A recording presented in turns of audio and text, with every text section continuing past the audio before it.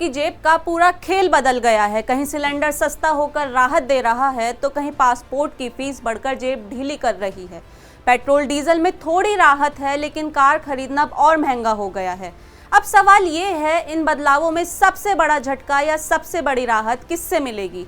चलिए जानते हैं। नमस्कार, मैं कशिश सोलंकी, आप देख रहे हैं इंडिया हेडलाइंस टीवी। अगर आपको लग रहा है कि आज सिर्फ महीने की तारीख बदली है तो ऐसा बिल्कुल नहीं है। 1 जुलाई से देश भर में 8 बड़े बदलाव लागू हो गए हैं।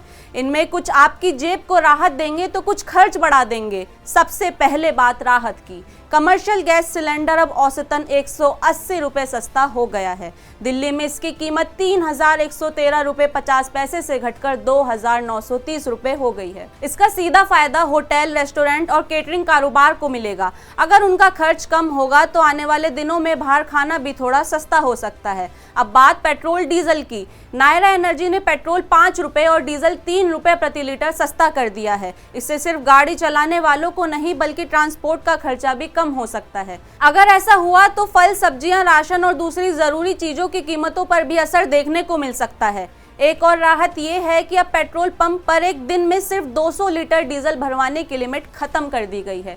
यानी जब जरूरत के हिसाब से जितना चाहे उतना डीजल भरवा सकते हैं। लेकिन अब बात उन बदलावों की जो आपकी जेब पर बोझ बढ़ा सकते हैं। अगर आप नया पासपोर्ट बनवाने या पुराना रीइश्यू करवाने की सोच रहे हैं तो अब पहले से ज्यादा पैसे खर्च करने होंगे। 36 पेज वाले सामान्य पासपोर्ट की फीस 1500 रुपये से बढ़ाकर 2,500 रुपये हो गई है। वहीं तत्काल और 60 पेज वाले पासपोर्ट की फीस में भी बढ़ोतरी हुई है।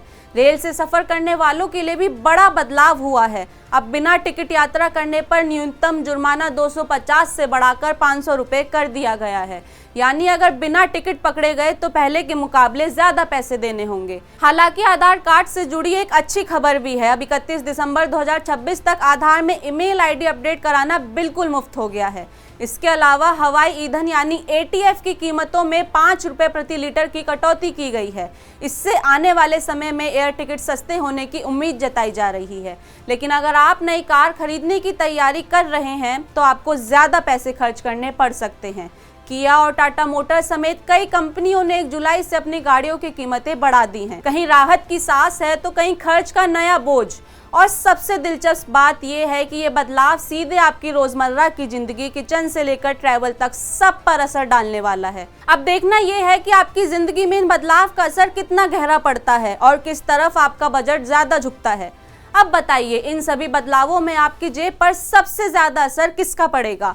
कमेंट करके जरूर बताइए और ऐसी ही बड़ी खबरें जानने के लिए हमें फॉलो करना मत भूलिए।